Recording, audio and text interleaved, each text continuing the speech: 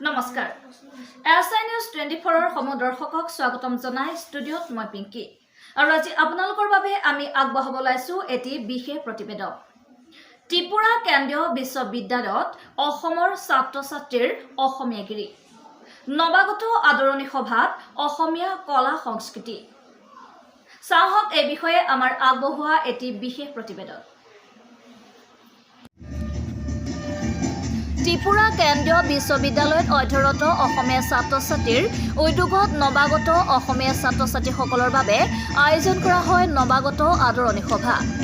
বিশ্ববিদ্যালয়ত অধ্যয়নৰত অসমৰ গৱেষক ছাত্ৰ-ছাত্ৰী অন্য বিভাগত অধ্যয়নৰত অসমীয়া ছাত্ৰ-ছাত্ৰী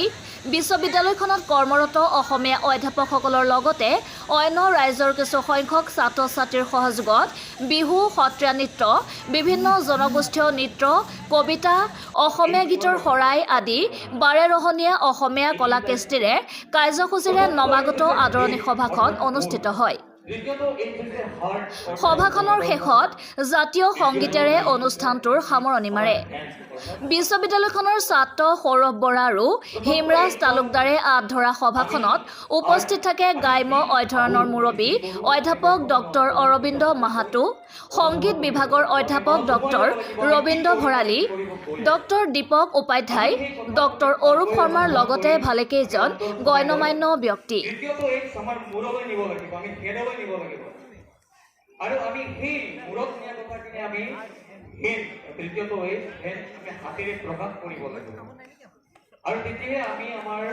যিখিনি ভাবোঁ সেইখিনি সফলভাৱে ৰূপায়ণ কৰিব লাগিব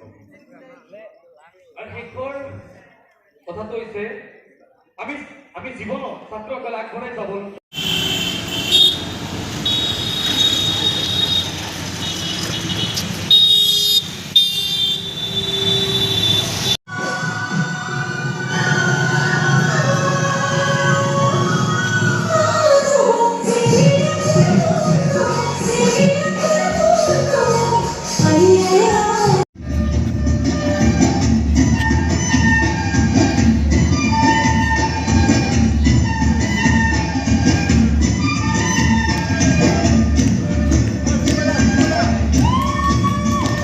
ত্ৰিপুৰা কেন্দ্ৰীয় বিশ্ববিদ্যালয়ত অধ্যয়নৰত অসমীয়া ছাত্ৰ-ছাত্ৰীৰ উদ্যোগত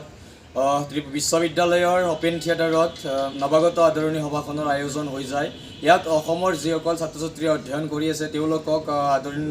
নৱাগতসকলক আদৰণি জনোৱা হয় বিভিন্ন জনগোষ্ঠীয় নৃত্য বিহু অসমীয়া গীত কবিতা শেষত মোৰ আপোনাৰ দেশ জাতীয় সংগীতেৰে অনুষ্ঠানৰ সামৰণি ঘটে